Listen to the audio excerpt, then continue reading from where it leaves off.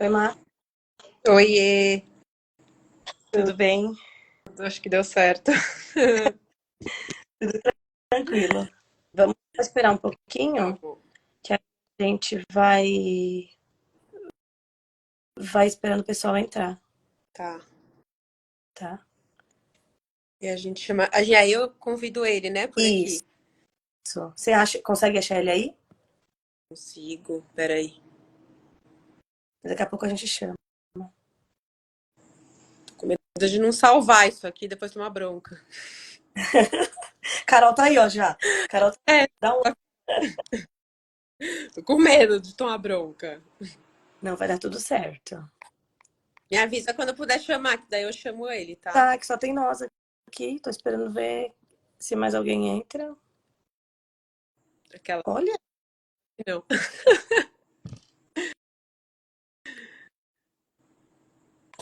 Cadê você? Você tá aí? tá me vendo? Tô. Você tá me vendo? Tô, tudo tranquilo. Ô, Ká, você tá vendo a gente aí? Se quiser dar um ok, a hora que a gente pode chamar o doutor, tá? Para quem tá entrando, boa noite. A gente já vai daqui a pouquinho começar a nossa live de exercício físico e câncer de mama, junto e a convite do Dr. Rogério. Já tá esperando um pouquinho e a gente já chama ele, tá? O meu filho tá me assistindo, tá? Junto com a minha... Belezinha, os meus estão dormindo. Pode chamar, tá? Pode? Ele. Tá. Agora espero não errar, né? Peraí.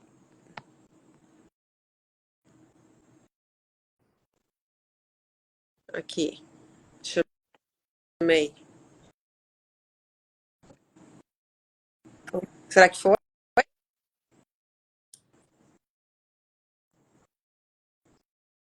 Enviou o convite? Enviei.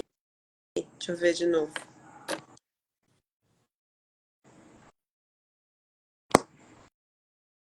Foi. Peraí.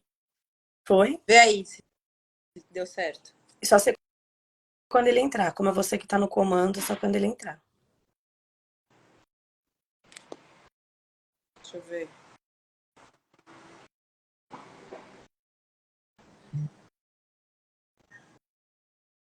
Chama. Ah, tá. Foi. Foi. Agora a gente tem que Daqui a esperar ele.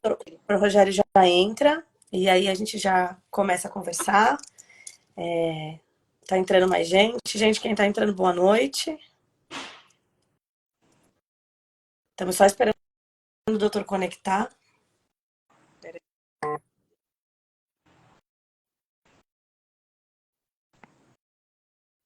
Chamar ele de novo. Deu algum. Tá, vamos só chamar o doutor de novo. Boa noite para quem tá entrando. A gente já vai começar, tá? Pronto. Chamei de novo. Tá. Vamos ver.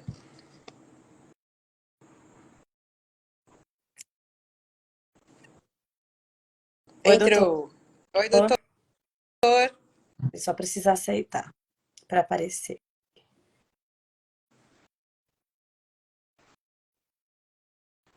Deu certo? Apareceu. Deixa eu ver, peraí. Eu acho que deu, porque tá aqui como só pra cancelar. Não tá mais assim Mas pra mandar. eu não vejo ele, você vê? Ele não está conseguindo participar. Vou chamar de novo. Tá bom. O doutor tá entrando. Daqui a pouquinho ele já entra, gente. Para quem tá entrando, boa noite. O doutor aqui. Oi, boa Ei, noite, tudo bem? Agora deu. Agora deu. As coisas tecnológicas aí, viu? É tranquilo, a gente tá aqui aprendendo também, tá tranquilo. É sempre diferente. Boa noite. boa noite. Primeiramente, agradecer o convite que o senhor fez pra gente, para poder falar um pouco desse tema tão importante. E a gente fica muito feliz por o senhor ter escolhido a gente para poder trabalhar esse tema. Obrigado, viu? Ah, que legal. Eu que fico feliz de ter essa oportunidade, ainda mais num dia tão importante hoje, né? Que é o dia do mastologista, né? Que é o médico que cuida da saída da saúde das mamas, e o dia da mamografia também, né? Esse exame tão importante, né? Que tem muita fake news na internet, né? Dizendo que não é importante, mas ele apenas diminuiu a mortalidade do câncer de mama em mais de 35% depois que ele foi introduzido, né? Daí a importância dele, né? Então, é um dia para se comemorar e para se conscientizar aí a maioria das mulheres, né? Nessa questão dos exames de rotina. E aqui fica nosso parabéns também para o senhor, que hoje é o seu dia também. Muito Parabéns. obrigado. Eu vou começar a falar um pouquinho, tá? Da live, né? Que é exercício físico e câncer de mama. Boa noite para quem está entrando agora, sejam bem-vindos, obrigado por vir assistir a gente. É um tema muito importante, assim como o doutor falou, é um tema muito atual, que assim, tá sempre aí, né? Que pouca gente sabe, e aí tem muita fake news, então a gente vai tentar esclarecer o máximo de coisas possíveis. Vou me apresentar, eu sou a Carla. Eu tô na área de educação física há mais de 15 anos. Eu tenho uma especialização em clínica médica e exatamente a gente acaba trabalhando com essa parte de exercício e câncer, né? Junto com a Marcela, que é a minha sócia também que vai se apresentar, a gente criou o Humana, que é uma ideia de trabalhar com mulheres. A gente quer cuidar de mulheres, né? Má, se apresenta e fala um Oi, pouquinho mais. pessoal, tudo bem? Eu sou a Marcela. Eu e a Carla, a gente se formou juntas na faculdade há 17 anos atrás. E desde então eu sou personal e me especializei em terceira idade. Adoro trabalhar com esse público e adoro trabalhar com mulheres. E aí, por causa disso, eu e a Carla, a gente se juntou, a gente criou o Humana, que é uma consultoria 100% online para cuidar da saúde da mulher. Então, resumindo bem, é isso. Perfeito. Vou aproveitar a onda e vou me apresentar também. Isso. Sou Hélio Fenini, sou mastologista. Tenho minha formação toda feita no Hospital Pérola Byton, né? Que foi durante muito tempo aqui em São Paulo o Hospital da Mulher, ainda houve algumas mudanças. Eu terminei minha formação com pós-graduação, mestrado e doutorado na Escola Paulista de Medicina e depois, posteriormente, me especializei em reconstrução mamária ali pela Santa Casa de São Paulo. Então, assim, eu tenho um pouquinho de estrada nessa área de mastologia aí. Eu acho muito importante essa questão de trazer coisas dos hábitos de vida e do cotidiano para o câncer de mama, né? Porque aí você para de segmentar a mulher, né? Você não tem que tratar a mama da mulher, você tem que tratar a mulher como um todo, né? A mama está dentro de um contexto, né?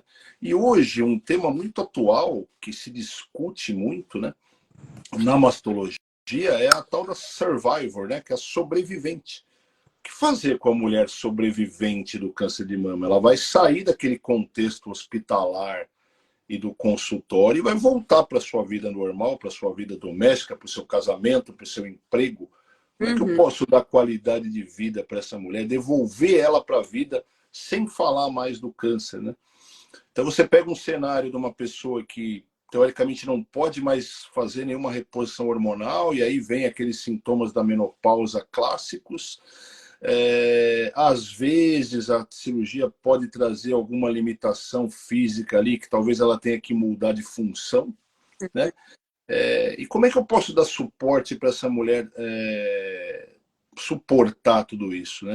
Obviamente entra em campo aí a questão nutricional e a questão da atividade física, que são essenciais nessa questão.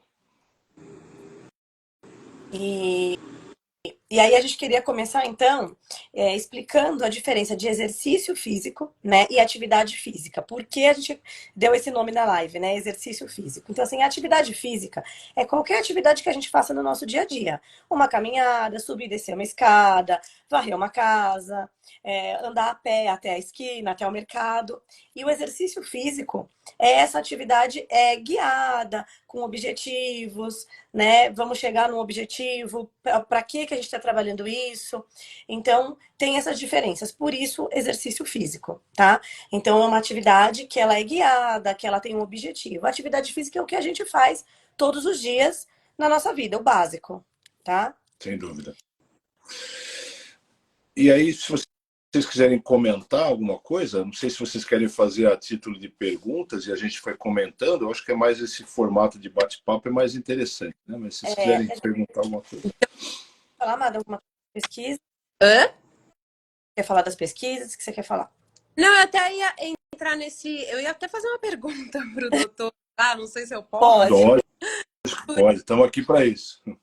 Você estava falando de quando a mulher volta para a rotina dela, de atividade física, de nutrição, nessa parte, nessa questão toda. Eu tenho uma aluna que ela tem 1 ano e pouco que terminou o tratamento, né?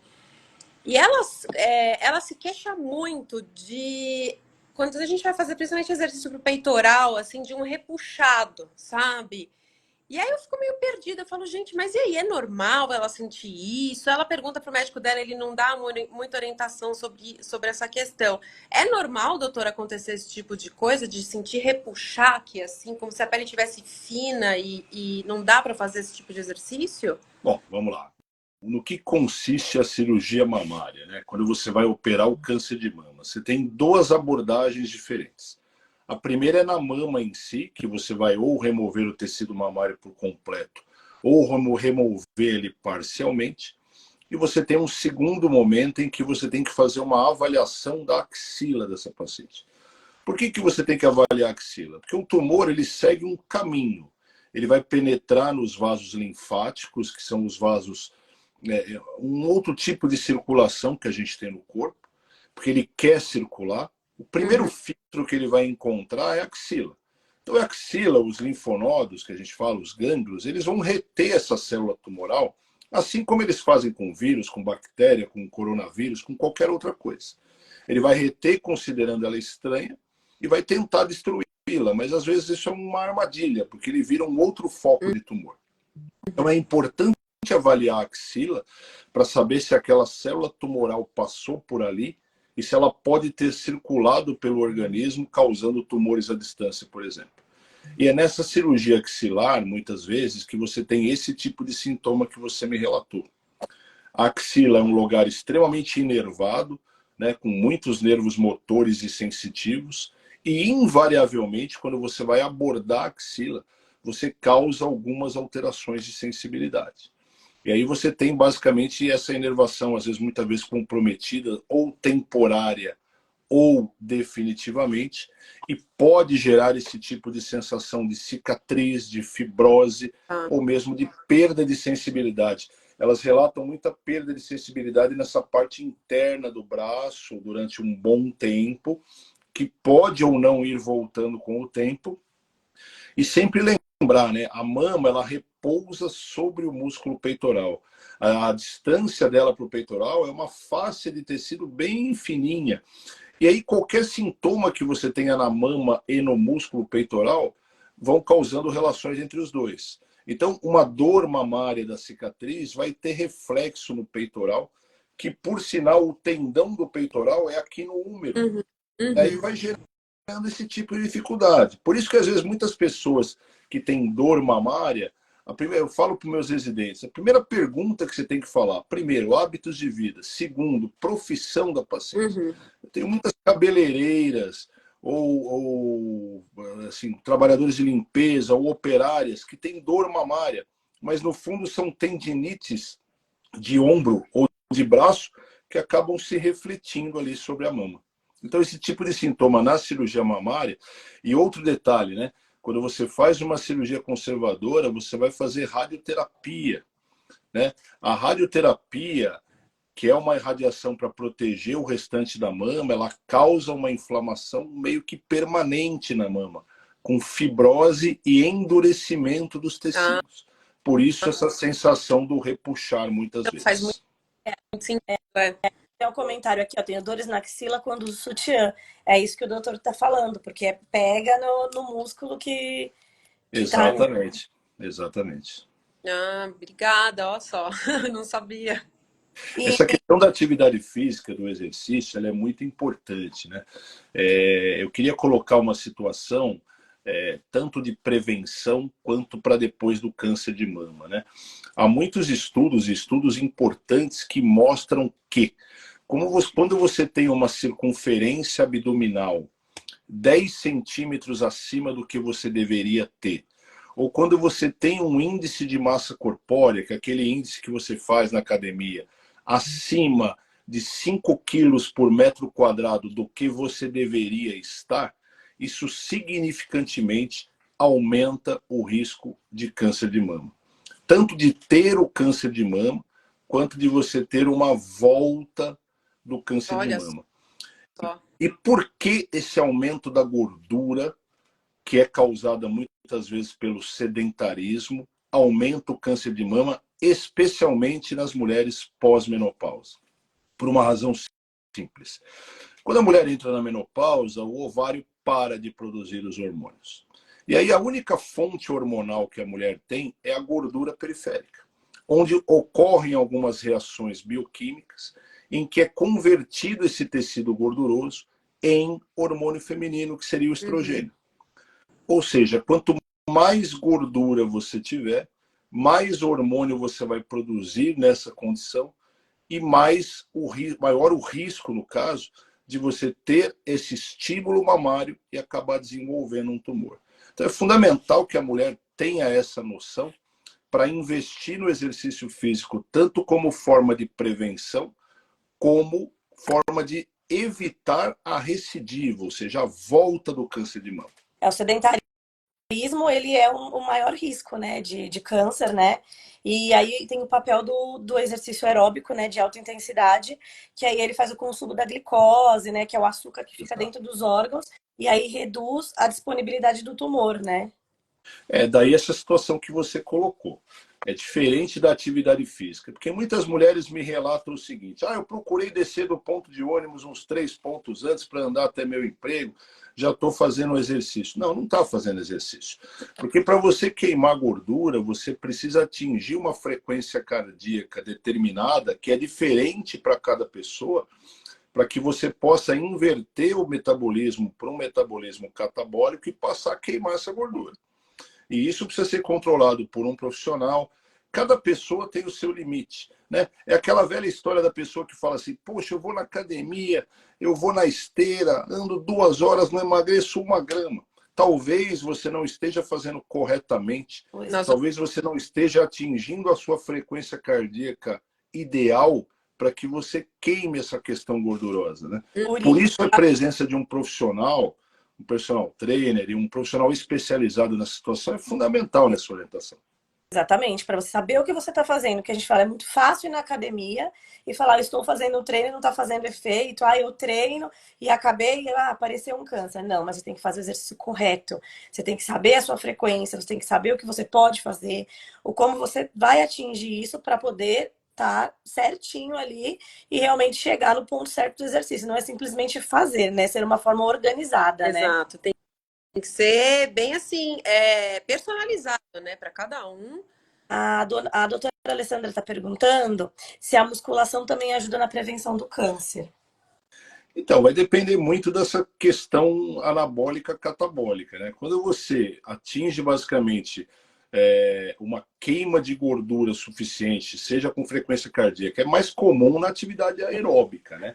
A atividade catabólica, quando você tem basicamente atividade de musculação, você vai ter que... Como é que funciona a musculação, né? Você tem uma reserva de açúcar no corpo, dentro dos músculos, que chama glicogênio, né? Então, quando você tem basicamente a musculação em alta intensidade correta, seu corpo vai gastar o que você já comeu ali durante o dia e ele vai ter que ativar essa reserva de glicogênio que você tem no músculo. Então você vai queimar essas reservas de glicogênio no teu músculo para consumir. E esse músculo precisa repor. Fazendo a atividade corretamente, na frequência e intensidade correta, quando o músculo for repor esse glicogênio, que é a reserva que ele tem, ele vai ter que queimar um pouquinho de gordura através de uma enzima que chama glicogênio sintetase para jogar essa gordura em forma de glicogênio para dentro do músculo. E nessa circunstância você ajuda a queimar gordura. Não sei se eu fui muito técnico na explicação, talvez para o público leigo seja difícil, mas é como você gastasse o seu tanque de combustível e fosse ter que buscar na gordura uma nova fonte de combustível para guardar ali. É nessa situação que a musculação ela cabe. E aí cabe a nutrição correta pré e pós-treino para que esse fenômeno aconteça na sua totalidade. A gente ouve muito: eu não gosto de fazer exercício físico, eu não gosto de nada. O que a gente sempre dá uma dica é assim: comece fazendo por uma coisa que você gosta, que você vai gostar, vai pegar o jeito, e aí depois você vai fazer o que realmente precisa ser feito e vai conseguir continuar fazendo o exercício e chegando onde tem que chegar. Então, sempre comecem por uma coisa que vocês Sim. gostam. Ah, eu gosto de dançar, então eu vou começar pela dança. O importante é começar, né? Tanto para uma prevenção, como para um pós e um durante também. Até a gente tem uma pergunta que ela pergunta assim: quanto tempo depois da cirurgia posso praticar atividade física, que seria o exercício físico, né? Fiz pilates durante a quimioterapia. Então ela quer saber quanto tempo depois da cirurgia ela pode voltar a praticar o exercício físico. Bom, isso varia muito de pessoa para pessoa, varia qual estrutura que você tinha e qual que era teu hábito anterior. Né? De repente, uma pessoa que nunca fez exercício não dá para começar tão rapidamente. Eu acho que a gente começa a liberar para peso, por exemplo, devagar, com no mínimo 30 dias da cirurgia, para fazer alguma coisa leve. Agora, há muitos trabalhos importantes, inclusive tem um trabalho da Unifesp que mostram que um começo de alguma atividade, já nos primeiros pós-operatórios da cirurgia, como aquele dedilhar a parede para ir levantando o braço, subindo e fechando, ajudam muito na recuperação da mobilidade desse membro. Foi uma tese de qual eu até participei da banca de mestrado, da Samantha, que é uma fisioterapeuta da Escola Paulista, que foi muito interessante, que ela mostrou que a retomada de algum tipo de atividade com o braço, já nos primeiros pós-operatórios, facilita muito para não ter aquela situação que você me descreveu da fibrose, da rigidez muscular. Uhum. Agora, a título de atividade para valer, de academia, eu sugiro começar com 30 dias com uma coisa muito leve e retomar para valer. Aí depende muito, né? Se você faz a reconstrução mamária com prótese ou não, lembrando, quando você faz a reconstrução, em geral, a gente põe a prótese ou o expansor atrás do músculo peitoral. Então você tem que restringir um pouquinho as atividades com o peitoral para você não ter deslocamento na prótese até que aquilo cicatrize. Se você não fez reconstrução, com 30 dias você consegue retomar um ritmo maior. Se você colocou uma prótese, um expansor para retomar o ritmo para valer, uns 3 meses mais ou menos. É mais lento, né? Porque você tem o deslocamento da prótese, né? Até que você cria aquela cápsula em que a prótese defina que ela vai ficar ali, você tem que tomar um pouco de cuidado. Agora tem uma pergunta que não está nem no nosso questionário. Durante o tratamento, doutor, a mulher consegue fazer atividade física? Consegue, vida normal. Eu até sugiro que Mas faça, porque... eu percebo que elas se sentem muito cansadas, assim. Assim, O treinamento aqui, tem que ser completamente diferente, né? Uma coisa muito mais leve, muito mais. Eu penso que é mais para a cabeça do que para o corpo, sabe? a quimioterapia debilita bastante, né? Você tem 2 regimes de quimioterapia. Aquela quimioterapia que é a cada 3 semanas, que aí nos primeiros 2 ou 3 dias debilita bastante, mas ali a partir da semana seguinte já está ok. E aquela que é semanal. Nessa fase semanal é mais difícil, porque você acabou de se recuperar de uma, já vem outra, né? Mas a questão que você perguntou é muito importante. A atividade física durante a quimio, durante o tratamento do câncer, é muito mais para a mente sana do que propriamente para o corpo são. Eu estimulo muito as pacientes a continuarem trabalhando, mesmo que seja de uma forma mais leve, descontínua.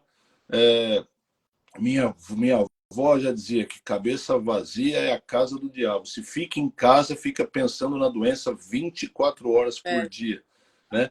Se vai ao emprego, e aí cabe aquela libertação, né? Ah, tô com lenço, vai de lenço, vai de peruca, vai careca, vai do jeito que quiser, né? Outro dia uma senhorinha me fazendo quimioterapia falou: olha, mas eu tô sem cabelo, como é que eu vou aparecer assim na rua? Eu falei: olha, enche o rosto de piercing, tatua um dragão e todo mundo vai pensar que a senhora virou Kim, não está fazendo químio. E vai para a vida, é isso aí. Agora, doutor, entrando nessa parte preventiva, assim, vocês recomendam começar a fazer mamografia com 40 anos mesmo? Continua esse protocolo? 40 anos é o início da mamografia. Por quê? Porque nessa fase a mama quando vocês estão jovens, ela é completamente glandular. Então ela é densa, branca. Você vai fazer a mamografia, vem aquele brancão, não serve para nada. A partir dos 40 anos, você já tem uma substituição ali de mais ou menos metade da mama por gordura. Então o exame já fica útil. Agora, tem algumas exceções, né? Em pacientes mutadas, você começa ali por volta dos 25, 30 anos, né? E você tem algumas mutações genéticas hoje que te dão uma condição de você ter um câncer de mama, uma chance maior. E em parentes de câncer, de mulheres com câncer de primeiro grau, você faz a idade da mulher que teve o câncer menos 10, tá? Aí você vai começar talvez um pouco antes, mas nunca antes dos 25 anos. Tá, e agora uma pergunta que o pessoal fez aqui. Por exemplo, grau de relação de parentesco. Por exemplo, uma pessoa que teve uma prima com câncer de mama, ela tem que se preocupar com a mesma coisa que uma mãe ou uma avó ou não? Olha, o que conta é o parente de primeiro grau. O primeiro grau é mãe, irmão e filho. E conta muito a idade que o parente teve câncer de mama. Quando ele teve na pré-menopausa, é uma situação. Quando ele teve na pós-menopausa, é outra situação. Não que parentes de segundo grau, como tia e avó, sejam desprezados, mas eles perdem muito a importância, especialmente se eles tiverem um câncer. Eu tive uma tia que teve câncer de mama, com 80 anos. Perdeu bastante a importância. Né? Existem tabelas e programas de alto risco que você vai colocando a história, né? Importante, por exemplo, assim, a minha tia teve câncer de mama. Eu tenho duas tias que tiveram câncer de mama. Quantas tias você tem? Eu tenho 10. Pô, de 10, duas tiveram? Perdeu um pouco a importância. Eu tenho duas tias com câncer de mama. Só tenho as duas. Opa, alguma coisa está acontecendo, né?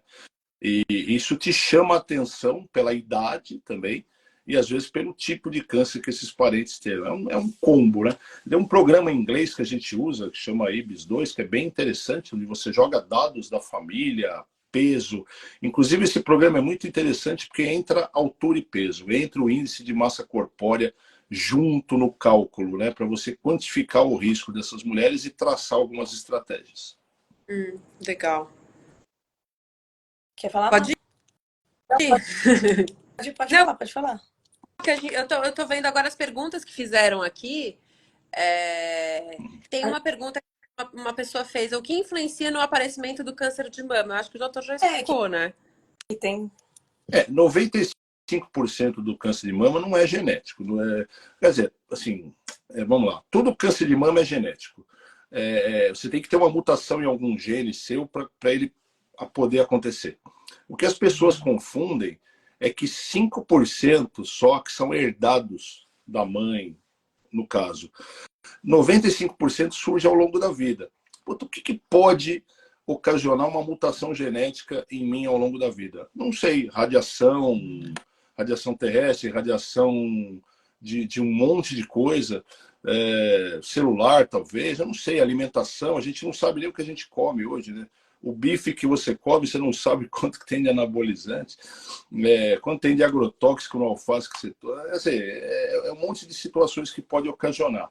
Então, assim, o hábito de vida da mulher moderna fez com que aumentasse a incidência, né? Vamos ver a história da nossa tataravó. Essa mulher, ela se casou aos 13 anos, teve o primeiro filho aos 14, emendou 10 gravidezes e entre gravidezes e amamentações ela foi menstruar de novo aos 30. Como é o hábito da mulher moderna hoje, especialmente nos locais industrializados? E aí que você vê que a incidência do câncer de mama se dá nos locais mais industrializados, onde a sociedade é mais urbana. Então você tem uma mulher que toma anticoncepcional mais precocemente, que menstrua mais precocemente, que vai engravidar depois dos 30 anos com a carreira consolidada, muitas vezes não consegue nem amamentar porque tem que parar para trabalhar. É uma mulher estressada, é uma mulher que consome poluição, seja de tabagismo ou das grandes cidades, né? E tem os hábitos de vida alimentares que a gente descreveu. Se você pegar no Brasil, por exemplo, fazendo um paralelo do universo, onde você tem mais incidência de câncer de mama? No Sudeste e no Sul. Gradativamente você vai reduzindo essa incidência até chegar ao Norte, onde a incidência é menor. Ah, o Norte é menos desenvolvido? Não. Ele tem mais áreas rurais do que áreas urbanas, onde os hábitos de vida das pessoas muitas vezes prevalecem e parecidos com esses nossos antepassados. Né? Você pegar o índice de gravidez na adolescência no Brasil, nessas regiões menos desenvolvidas, acaba sendo maior. Então, o hábito de vida da mulher moderna é que favoreceu esse aumento da incidência do câncer de mama. A gente tem mais uma pergunta aqui, que a Carol já está falando que a gente só tem 10 minutos, tá? Veio uma pergunta que acho que acabou de chegar aqui para o doutor no Instagram. A pessoa que teve câncer de mama pode fazer qualquer tipo de exercício físico? Pode. Na verdade, ela vai encontrar a limitação dela. Né? Olha, antigamente eu levantava 50 quilos no supino, hoje 30 quilos, mais que isso já me basta. Beleza, vamos parar nos 30 quilos. Ela vai ter que se readaptar. Mas muito, eu friso muito para as minhas pacientes, sempre com a ajuda de um profissional. Porque não adianta querer ir na academia. Então, assim, a gente está frisando aqui a importância. Não vai sair correndo todo mundo agora para a academia do prédio, pegar 50 quilos de peso. Não adianta. Vai ter lesões. Tem que consultar um profissional. Se você tem basicamente um profissional da educação física, um personal trainer que consegue orientar, saca qual é a limitação que ela tem, faz aquele aumento de peso gradativo, consegue basicamente alternar os exercícios para você não sobrecarregar determinados grupos musculares. E eu gostei muito do que você falou dessa questão de você linkar isso com uma coisa que você gosta. Eu gosto muito de jogar tênis. Só que eu sei que se eu não fizer musculação, eu vou me lesionar no tênis. Então eu faço uma musculação também privilegiando meu braço, meu ombro aqui e meu cotovelo para que eu possa jogar meu tênis tranquilamente sem me lesionar. Então, assim, não gosto de musculação. Pô, mas eu trabalho de cabeleireira. Cara, eu preciso ter um braço forte, um ombro resistente para aguentar meu dia. Aí, tá aí seu link para você fazer sua musculação.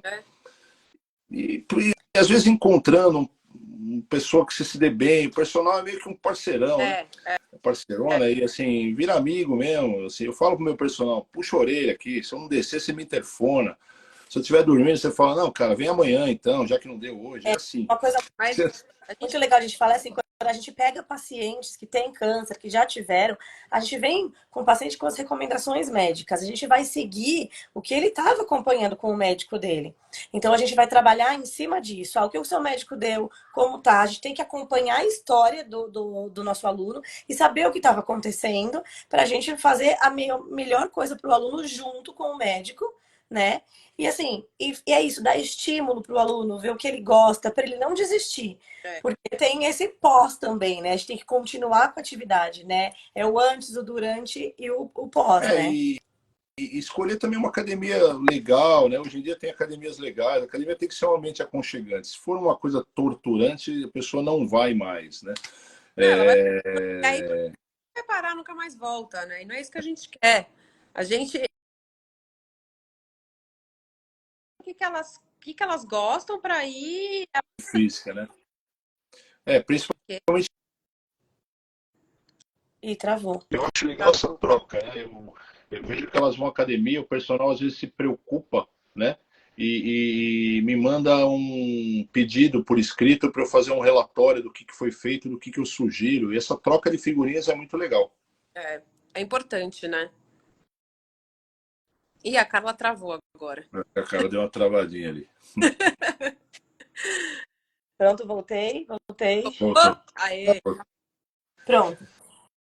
Então, acho que é mais ou menos isso. Acho que a gente falou geral, a gente acabou falando de praticamente todas as perguntas no geral. As perguntas eram muito isso, né? Todo mundo tinha muita dúvida do que eu posso fazer, se o exercício é bom, se durante o tratamento eu posso fazer exercício. A gente acabou falando tudo isso, né? E a gente chega nas considerações finais. Eu posso falar só uma coisa? Pode. Doutor, então, assim, resumindo o que a gente falou também, é muito importante a gente trabalhar essa questão de mobilidade da paciente depois da cirurgia, né? Então, não é só fazer a musculação, pronto, vai para casa. Trabalhar Não, também. não. Tem essa atividade pós-cirúrgica imediata, onde você vai retomar não essa questão de carga, mas essa questão de mobilidade, de retomar a sua mobilidade, para posteriormente você trabalhar carga e fortalecimento disso, né?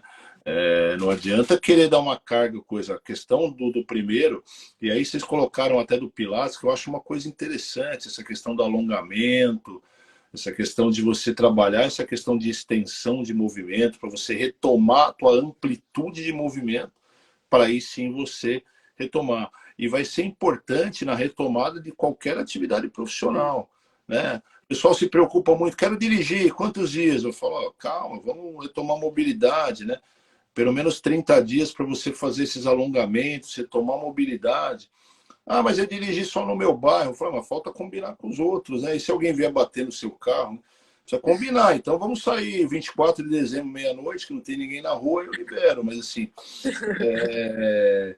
você entendeu? Às vezes você precisa fazer uma manobra brusca, você precisa fazer alguém bate no seu carro, você não tem ainda aquela questão de mobilidade. Então, as prioridades ao longo do tratamento elas vão mudando, né? Então, assim, vamos retomar a mobilidade, vamos começar com a carga, vamos diminuir nossa circunferência abdominal, vamos trabalhando tudo isso, né? É isso aí. Isso mesmo. E aí as considerações finais ficam que o exercício é importante, né? Tanto para prevenção. É o que, Marco? Desculpa. Aliado, né? Sim, exatamente. E a gente acabou falando de tudo isso, né? Que é importante não ser sedentário, escolher uma atividade que você gosta, se cuidar para não tentar não ter o câncer. Já tive, então vou continuar me cuidando, não parar, porque o exercício é muito importante para a mente também, você fazer uma coisa que Isso. você gosta, né? E para o pós também, para a gente não ter a resistência do câncer, né? E bioquimicamente, você falou da mente, o exercício ele libera um hormônio chamado serotonina, né, no nosso cérebro, que é o hormônio do prazer. Por isso que ele dá também aquela sensação prazerosa, né? Que é mais um estímulo para que eu faça o exercício, né? Exato. É isso mesmo. A gente vai ser. O Instagram vai derrubar a gente já já. Então, Terminar. a A gente marca outro. Tem que marcar um episódio 2 aí. Isso, um, dois. E eu queria agradecer, né, mais uma vez o convite. E falar se alguém ficou com dúvidas e quiser deixar mais perguntas, pode deixar pra gente, que a gente vai respondendo, tá? Nem que a gente grave vídeos e responda. E a gente tenta fazer uma segunda live, vamos marcar com o doutor. E aí a gente fala mais. Queria agradecer ao doutor mais uma vez, obrigado pelo convite. Obrigada, doutor. Eu que agradeço a vocês a oportunidade. E obrigada por todo mundo que assistiu a gente. A gente vai deixar gravadinho para quem quiser assistir depois, ou mandar para as outras pessoas, tá bom? Brigadão. E é isso. Boa noite, pessoal. Muito obrigada aí. Boa Boa noite. noite, boa noite. Bom Tchau. descanso. Obrigada.